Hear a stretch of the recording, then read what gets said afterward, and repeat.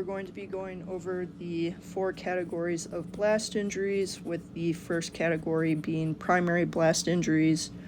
Primary blast injuries are caused by a blast wave, and the mechanism of injury in this case is the energy from the blast moving through the body. That energy tends to primarily affect the air-filled organs, so some of the gas-filled structures that we need to consider are the lungs, the gastrointestinal tract, and the middle ear. What this type of injury might look like is a tympanic membrane rupture, blast lung from pulmonary barotrauma, or abdominal hollow viscous perforation. The secondary category is the result of flying debris.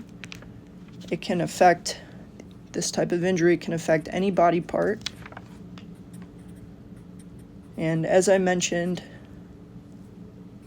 this is caused by debris coming from the explosion. So that could be contents of the explosive device itself, or secondary debris such as dirt, rocks, or body parts. It's worth noting that close proximity injuries can result in things like decapitation, dismemberment, and extreme tissue devastation. The third category is tertiary blast injuries, which are blunt force trauma injuries caused by physical displacement of the victim against a standing object or crushing of that victim under a fallen structure. This type of injury can lead to fractures, brain injury, and solid organ injuries.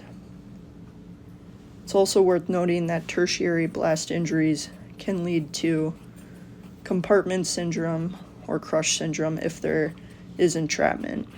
And compartment syndrome and crush syndrome are both known to lead to rhabdomyolysis.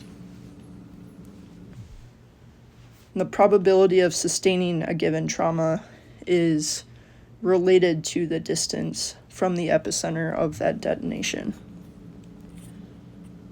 Lastly, quaternary blast injuries are caused by thermal, chemical, or radiation effects of the explosion.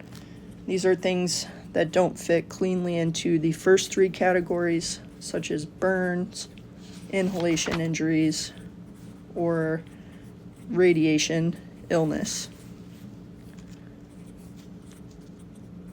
Just a few closing thoughts. It's worth noting that blast exposure may occur in weapons system operators, so it's something that we need to think of in those that are training for combat operations.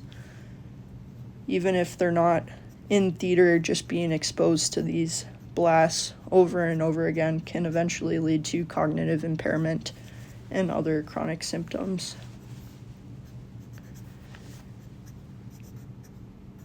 Thank you for watching this video. Please reach out to me if you have any questions about the content that we covered.